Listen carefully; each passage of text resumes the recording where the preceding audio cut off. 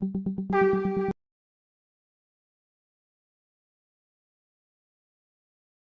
प्रेममय श्री ठाकुर जी के श्री चरणों में कोटि कोटि प्रणाम। जगदीश्वरी जगपालिनी पुरुषोत्तम धारिणी प्रणाम तुम्हें नारायणी। परम पूजपात पीतिदेव जी बरदा के श्री चरणों में कोटि कोटि प्रणाम। आचार्य देव के श्री चरणों में कोटि कोटि प्रणाम। समस्त परिवार के श्री चरणों में कोटि कोटि प्रणाम। यहाँ उपस्थित इस मंच पर मंचासीन पवित्र पंचाधारी दादा, माताएं, छोटे छोटे बच्चों को मेरा यथा योग स्थान पर भक्ति भरा प्रेम भरा जय गुरु। बहुत सुंदर सुंदर संगीत हो रहा था और होना लाजमी भी है, क्योंकि अंतिम भजन जो था, धरती भी प्यारी अंबर भी प्यारा, प्यारा ये सारा जहान वा सब प्यारा है, लेकिन सबसे प्यारी बड़ी माँ हमारी, उनकर लीला अपार। ये सावन का महीना 17 से शुरू होने वाला बांग्ला सावन, हिंदी सावन तो आपका 10 से शुरू हो जाएगा, लेकिन 17 जुलाई से जो बांग्ला सावन शुरू होने वाला है, उसकी हम लोग सब जगह पूरे विश्व स्तर पर इसकी तैयारियां बहुत जोर शोर से चल रही है।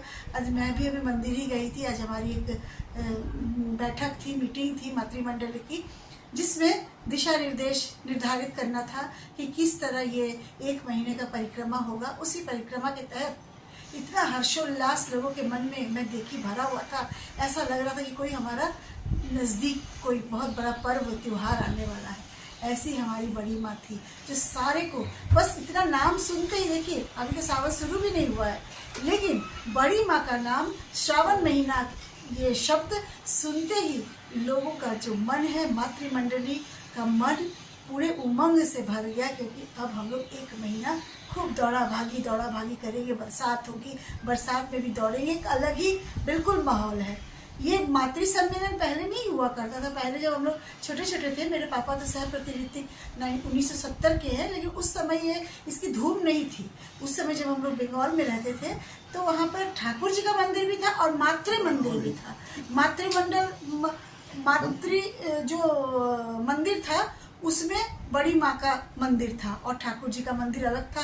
बड़दा का भी मंदिर अलग था। पहले ऐसी इस टाइप का होता था और वहाँ माँ लोग और दादा लोग सब लोग मिल के करते थे। मातृ सम्मेलन जो आजकल हम लोग करते हैं, हो रहा है, ये धीरे धीरे नए बात व्यवहार, नए शिष्टाचार के तहत हो रहा है। तो हम लोग 17 जुलाई से जो पालन करेंगे विश्व स्तर पर, और इसी कड़ी में हम लोगों का 22 जुलाई को बड़ी माँ का जन्म तिथि है, जिसको देवघर में पालन होगा। मैं इसलिए कह रही हूँ कि बहुत लोग शायद इसमें नहीं समझ पाते हैं कि तिथि और दिवस में क्या अंतर है।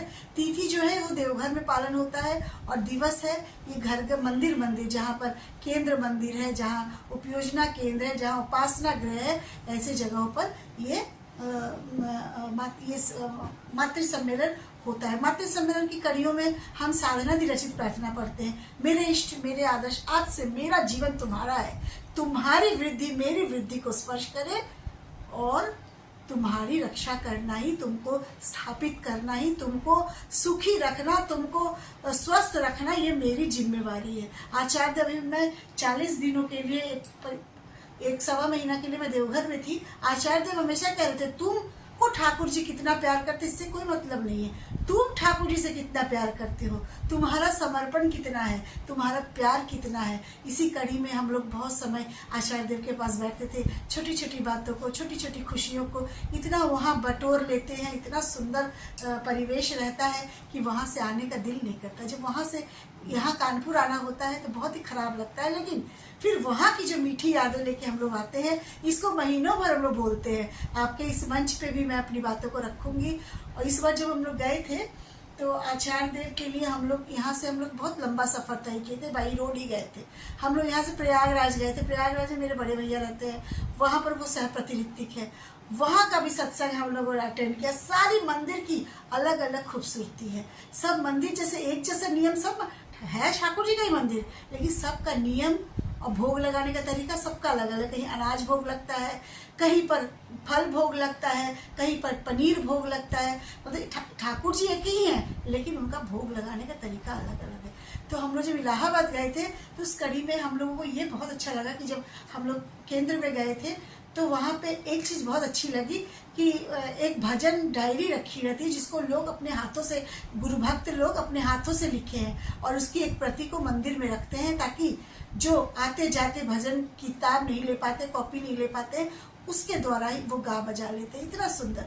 उसके बाद फिर हम लोग गए बनारस। बनारस में भी जो हम लोग का छोटी पियरी में जो केंद्र है, मंदिर है, वहाँ की भी अपनी, सबकी अपनी, सब मंदिर की अलग अलग खूबसूरती है। खैर, जब हम लोग वहाँ गए, देवघर से हम लोग भागलपुर की ओर गए, तो वहाँ हम लोग पूर्णिया मंदिर में गए। पूर्णिया मंदिर में हम लोग गए, हम लोग संडे का सत्संग किए, वहाँ का भंडारा किए, और वहाँ का भी दृश्य इतना सुंदर था, इतना सुंदर था। ऐसा लगता है कि हम लोग कहीं भी जा रहे हैं, हमको अपना घर कहीं सब जगह मिल जा रहा है, परिवार सब मिल जा रहा है, रिश्तेदारों की लगता है ज़रूरत ही नहीं है। ये गुरु भाई गुरु बहन ही तो सब हमारे रिश्तेदार है। इसी बीच जब हम लोग देवघर में थे, तो आचार्य देव को जब मेरे बच्चों ने उनके लिए उपहार ले गए थे, हम लोग ले गए थे बनारस से जो मीठा सुपारी, मीठे मतलब कई तरह का वहाँ जो वैरायटी मिलता है। बनारसी पान तो बहुत फेमस है, पान तो हम ले नहीं जा सकते थे, तो हम सुपारियों की, मीठी सुपारी, खट्टी सुपारी, तीखी सुपारी, कई सुपारियों का कई कलेक्शन हम लोग ले गए थे। अभिन बाबू के लिए, आचार्य देव के लिए, बिंकी दादा के लिए, शिपाई दादा के लिए, सबके लिए ले गए थे। तो जब हम लोग वहाँ पहुँचे, तो मेरे बच्चे और मेरा छोटा वाला बेटा इत्र की शीशी ले गया था। वह इत्र भी बहुत अच्छा मिलता है। तो जब आचार्य देव को हम देने गए, तो आचार्य देव खुद बुलाए और अपने हाथों से लिए और बेटे से पूछा क्या है। तो मेरा छोटा वाला बेटा थोड़ा भोला भाला है, बीटेक का छात्र है, लेकिन बहुत इनोसेंट है। तो कहता है कि ये इत्र है, इसकी ये गुलाब की खुशबू वाला है। वो पूरा डिटेल में उनको बताने लगा। इतने में आचार्य देव कहते हैं कि यहाँ ममता आती हो तो कुछ खाना वगैरह बनाती हो कि नहीं। तो मैं ये समझ नहीं पाई कि ये प्रश्न मेरे पास आ सकता है, और मैं क्या बनाऊंगी। मैं तो सब अपनी माँ से ही पाक शास्त्र सीखी हूँ, और आचार्य देव जो पहले थे, उन्होंने मुझे जो एक अनुशासन की तो बात ही छोड़िए, बिल्कुल बिल्कुल अनुशासन नहीं था, इनडिसिप्लिन्ड चाइल्ड जिसको कहते हैं, वो चाइल्ड मैं थी। और मैं आपके समक्ष ठाकुर जी की बातें बोल रही हूँ, ये चाइल्ड भी मैं ही हूँ। तो मैं जब दुर्गापुर से हम लोग देवघर आए थे, तो आचार्य देव ने मुझे ठोक पीट कर, जब मैं 10 बजे उठती थी, तो उन्होंने मेरा एडमिशन सत्संग कॉलेज में बोला, रोल नंबर 1 कर दिए। 1 रोल नंबर को तो बिल्कुल हर हालत में रोल कॉल में उपस्थित होना ही नहीं, तो आपको एब्सेंट लग जाएगा। तो पूरा ठोक पीट के, बजा बजा के, काम सिखा के, पाक शास्त्र से लेके स्वेटर बनाना। आचार्य देव बोले कि स्वेटर बनाना आता है। मैं बोली हाँ। ये मैं नहीं सोची थी कि वो मुझे कहेगी स्वेटर बनाना। मैं सोची कि इनकी लंबे चौड़े 6 फीट के इनका स्वेटर मैं कैसे बना पाऊंगी। लेकिन जब उन्होंने कहा कि एक स्वेटर बनाना है, टी शर्ट टाइप का उसका कॉलर रहेगा, और टी शर्ट में जो पॉकेट रहता है उस टाइप का बनाना है, फिर मैं पेशो पेश पे पड़ गई। फिर उनके ड्राइवर मोहन दास के साथ जाके मैंने चॉकलेट कलर का बोले थे ऊन लेके आना। चॉकलेट कलर का ऊन लाके मैं अपनी मम्मी की मदद से एक लंबा चौड़ा स्वेटर तैयार की, और वो स्वेटर आचार्य देव पहने भी। तो इस तरह उन्होंने मुझे ऐसा बना दिया कि मैं हर क्षेत्र में निपुण होती चली गई। कौन किसको इतना समय देता है, कोई नहीं देता है। लेकिन आचार्य देव जो कहते हैं ना मनुष्य बनाने का कारखाना, वो कैसे मनुष्य को बनाते हैं, कैसे कारखाना में ठोकते पीटते, आपको पता ही नहीं चलेगा कि मैं ठोका रही हूँ कि पिटा रही हूँ। कैसे प्रेम ही प्रेम में सारी बातें हो सकती है। प्रेम जब बात ही प्रेम जब रहता है, ठाकुर जी बोलते हैं प्यार ही वो मुद्रा है जिससे हम सब कुछ खरीद सकते हैं। प्रेम में देखिए शब्द का कोई अर्थ ही नहीं होता। प्रेम आंखों ही आंखों में से इशारे से हो जाता है। लेकिन जब क्रोध में देखिएगा, बिल्कुल बगल में भी व्यक्ति खड़ा है, लेकिन वो इतना तेज चिल्लाएगा क्योंकि वो क्रोध में रहता है, सामने वाले व्यक्ति को देख नहीं पाता। अभी मैं गई थी तो राजस्थान के एक फिनांस मिनिस्टर आए थे, तो वो आचार्य देव के पास आए। आचार्य देव ने उनको सम्मानित किया, लेकिन आचार्य देव ने एक शब्द भी ठाकुर जी के बारे में कुछ नहीं बोले कि हमारे ठाकुर ऐसे है, मैं ऐसा हूँ, वह ऐसा है, ऐसा हमारा आश्रम है, कुछ नहीं।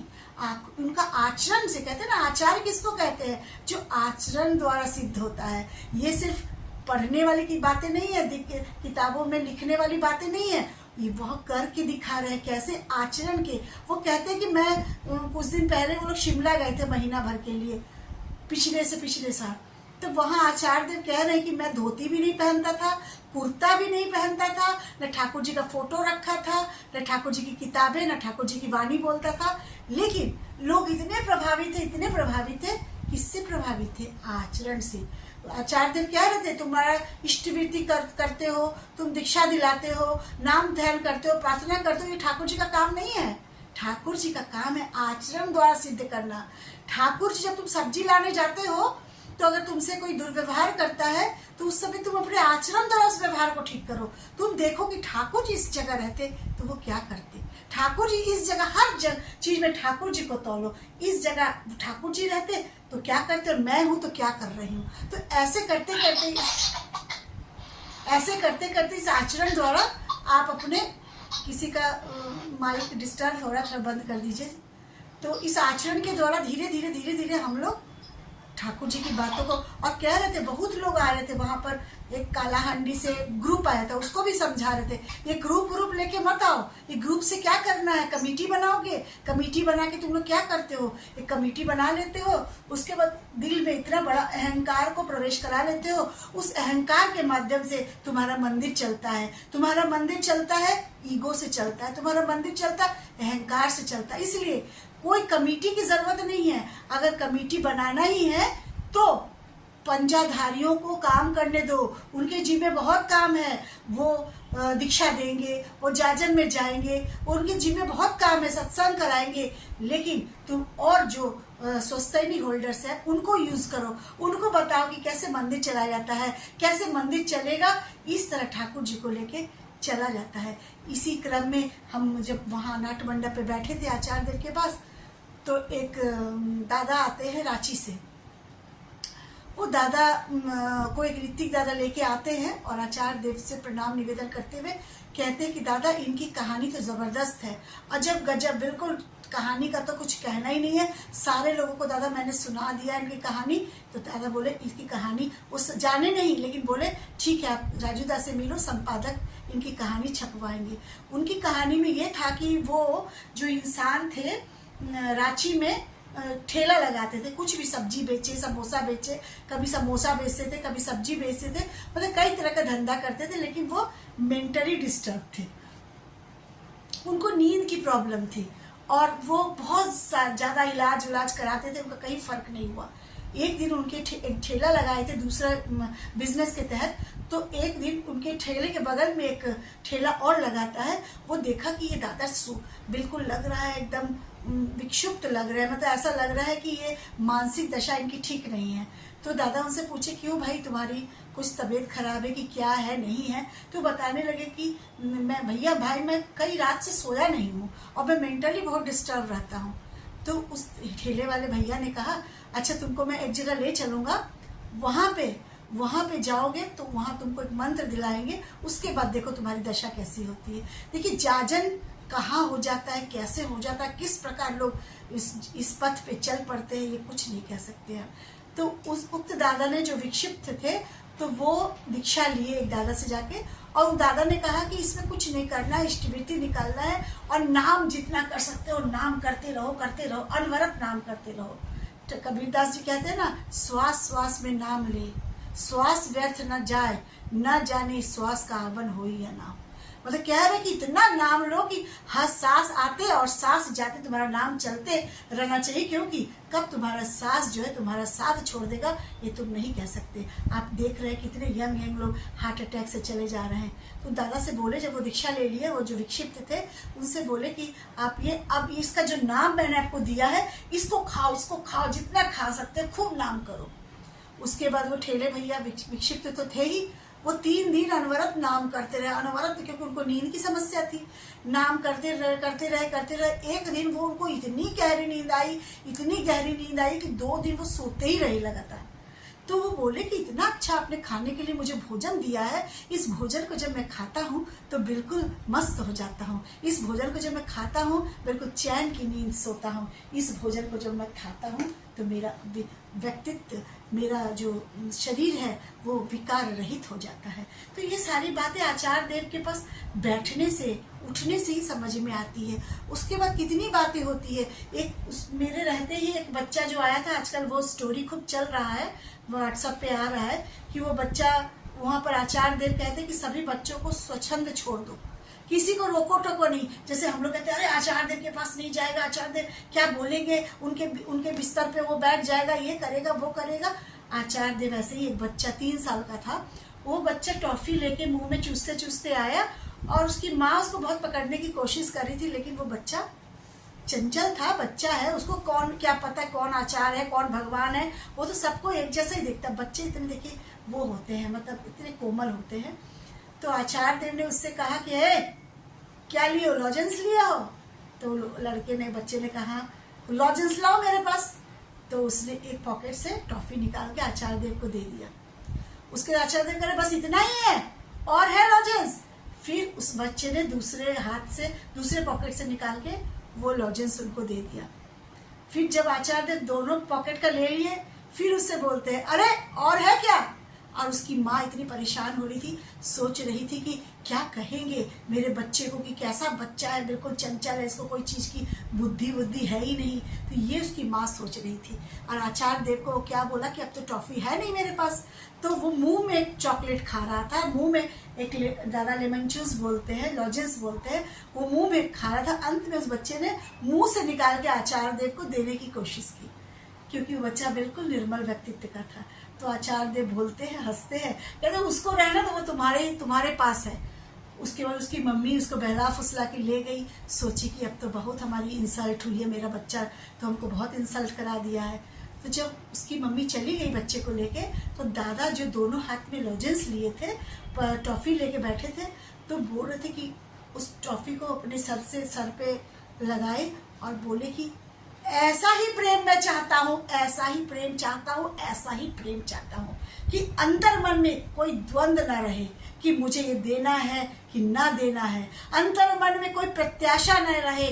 सब उठा के ठाकुर जी मतलब इंगित कर रहे हैं कि तुम लोग भी आओ, सारा चीज़ निस्वार्थ ठाकुर जी को सौंप दो। उसमें ना पाने की आशा करो, न द्वंद्व रखो, न उसमें कोई आशा या प्रत्याशा या क्रोध कुछ भी नहीं रखो।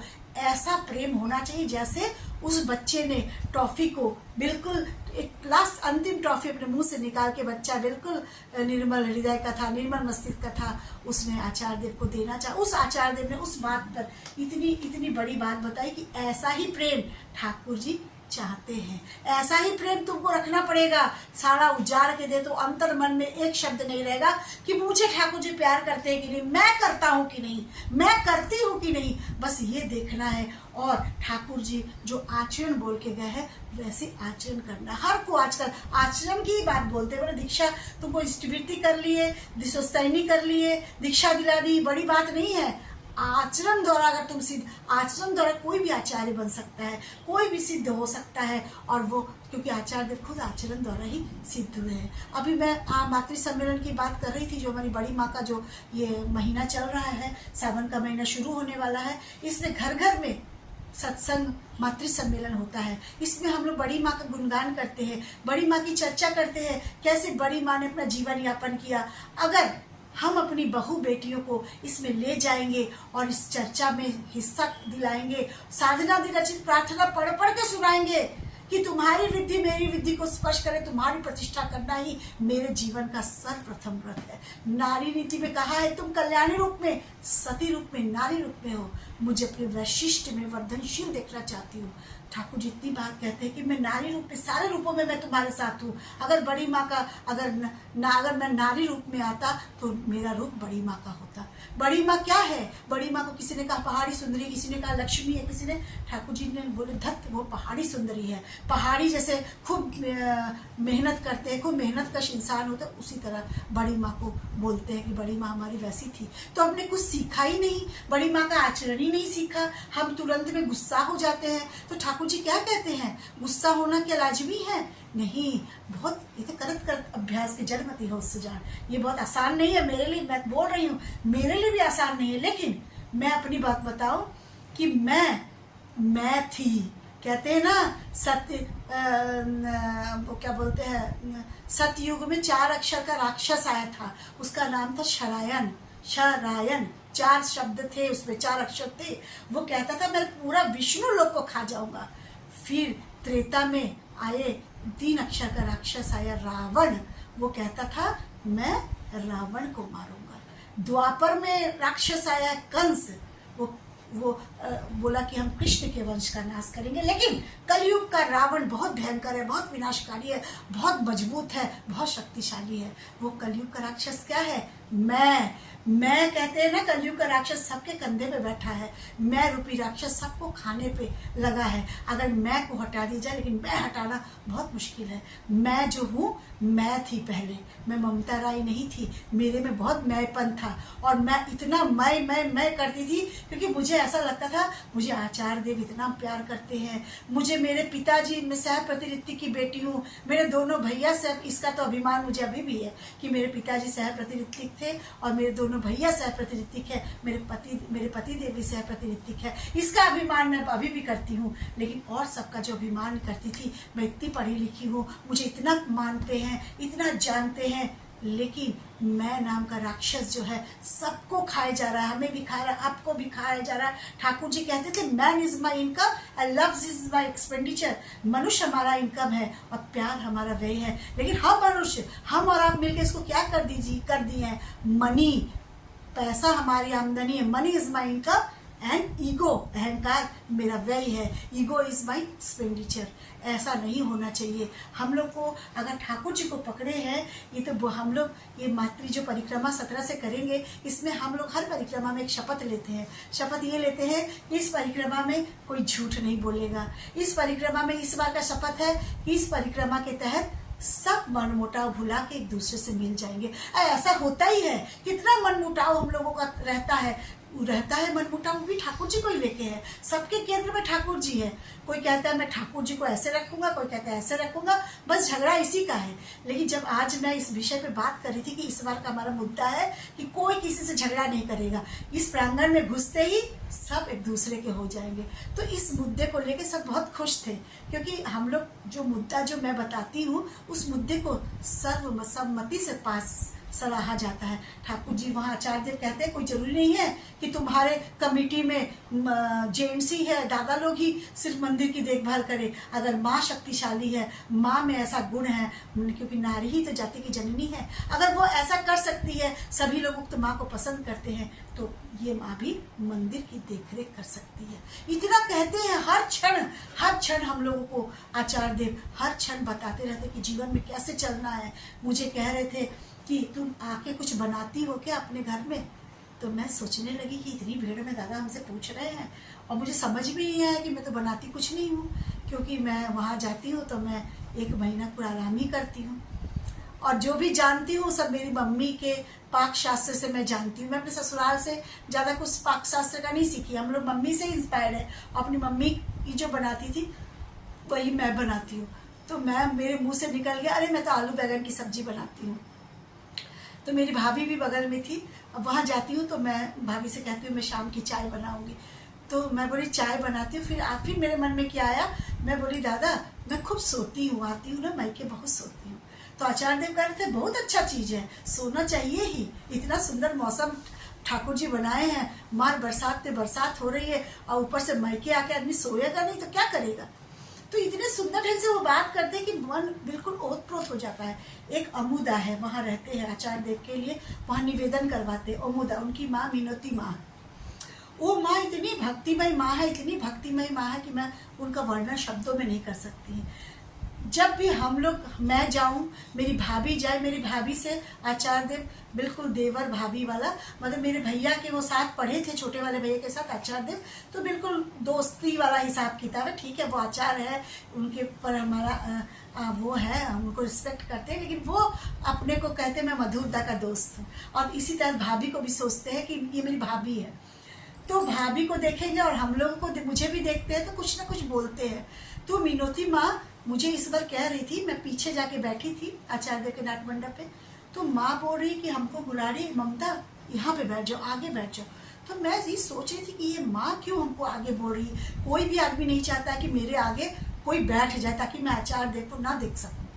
लेकिन ऐसे लोग वहाँ वास्तव में भक्ति प्रेम भरे लोग हैं कि उनको समझ पाना हमारे जैसे साधारण महिला समझ नहीं पाएगी। वो इतनी भक्ति से ओतप्रोत है।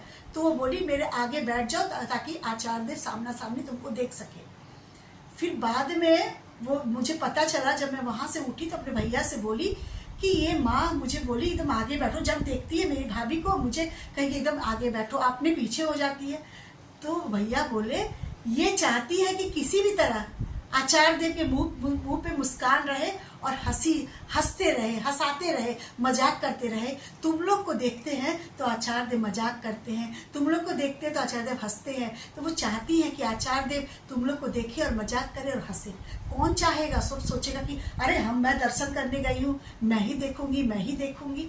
लेकिन ऐसे माँ लोग वहाँ हैं, ऐसे भक्ति महिला लोग हैं। मैं भी अपने घर में अपनी माँ को भी देखी हूँ, वो भी ऋतिक की पत्नी थी, लेकिन वो इतना साथ देती थी। कहते ठाकुर जी बोलते हैं ना, पत्नी की निष्ठा नहीं पति में, पति का नहीं पत्नी में टान, ऐसे चाल चलन हो जिसका श्रद्धा हारा हो संतान। अभी भी आचार्य देव उदाहरण देते हैं कि हिंदी भाषी लोगों में कहते हैं कि दो परिवार ऐसा है जो पूर्णतः संपूर्ण रूप से ठाकुर जी को लेके चलता है। एक सदन दा का परिवार में, यानी मेरे पापा का सदन प्रसाद सिंह नाम था, और एक राजू दादा का, हरिनंदन दा का परिवार 100% जिसको कहते हैं 100% ठाकुर जी को लेके चलते हैं। एक एक कोना, हर एक बिंदु पे ठाकुर जी को लेके चलते हैं। तो इसीलिए अब श्रावणी परिक्रमा में हम लोग को बड़ी माँ का गुणगान तो करना ही है, लेकिन आचार्य देव इससे भी कहते हैं कि कई जगह देखते हैं कि ठाकुर जी का फोटो छोटा है, बड़ी माँ का फोटो बड़ा है, क्योंकि श्रावणी परिक्रमा चल रहा है, बड़ी माँ आगे रहेंगी। लेकिन आचार्य देव कहते हैं क्या इससे बड़ी माँ खुश रहेंगी? बड़ी माँ सिर्फ और सिर्फ चाहती हैं कि सब ठाकुर जी का पूजा करें, ठाकुर जी का सम्मान करें, ठाकुर जी के लिए नाचे, ठाकुर जी के लिए गाए, इन्हीं सब के लिए करें, तो बड़ी माँ खुश होती हैं। तो हम क्यों नहीं बड़ी माँ की खुशी देखेंगे कि अपनी खुशी देखेंगे?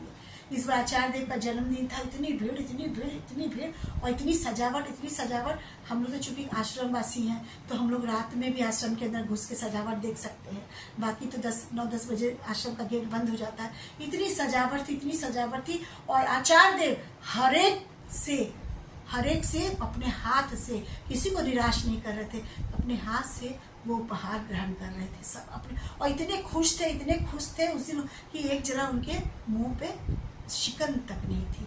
तो उसी में कई लोग, जो मंडली आती थी तो कई लोग मंडली में बैठ के बातें भी सुनते थे, और मंडली में कई लोग सोए भी रहते थे। वो सोया हुआ आदमी भी आचार्य देव से छुपा नहीं रहता था, चाहे वो कोई कोने में सो रहा हो, लेकिन आचार्य देव उसको देख ही लेते थे। कहते थे अरे सोने आया है क्या, घर जाके सो जा जाके। मतलब आचार्य देव चारों तरफ की दृष्टि रखते हैं, हर जगह। हम सोचते हैं कि आचार्य देव नहीं देखते हैं।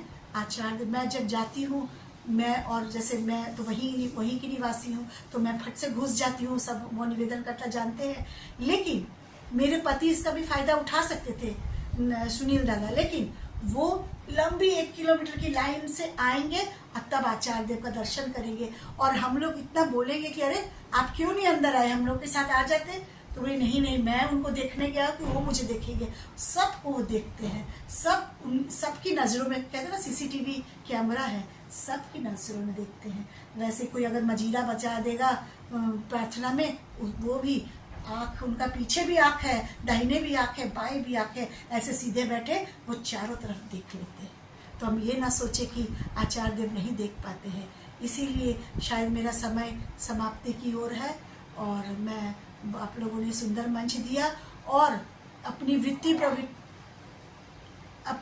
प्रवृत्तियों पर अगर हम काबू पा लें, और ठाकुर जी के इस बार कोशिश करें श्रावणी परिक्रमा के में कि हम अपना आचरण को ठीक करेंगे, ठाकुर जी की तरह सोचेंगे कि ठाकुर जी यहाँ रहते तो क्या करती, ठाकुर जी यहाँ रहते तो अपने पति, उनकी बड़ी माँ कैसे बोलती, ठाकुर जी ऐसा रहते तो ठाकुर जी क्या करते। अगर इतना विश्लेषण हम कर लेंगे तो हमारा जीवन सुंदर हो जाएगा, हमारा इष्टवृत्ति करना सार्थक हो जाएगा, दीक्षा पत्र का कार्य सार्थक हो जाएगा, पूरे चहुत दिशा में हम विकास करेंगे। इससे ठाकुर जी की एक वाणी है, when ideal is awaken in a man, जब हमारे अंदर आइडियल जग जाते हैं, when ideal is awaken in a man, he is active, agile, inquisitive, tactful, in a one word we can say all faculties are bloom and grow।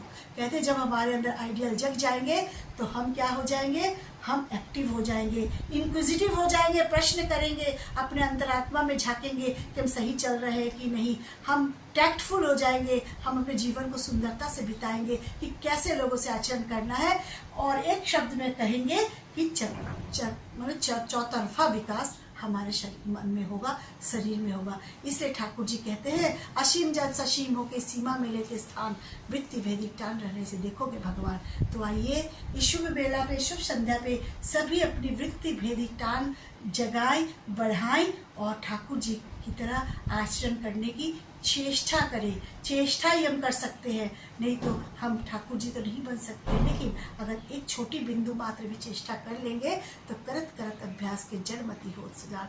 अंत में मैं यही कहना चाहूँगी, हे परम पिता अनुकूल, चरणों में दे दो शरण, देकर सबको सतनाम, धन्य करो जीवन। सभी की मंगल कामना करते हुए सभी को बहुत बहुत जय गुरु।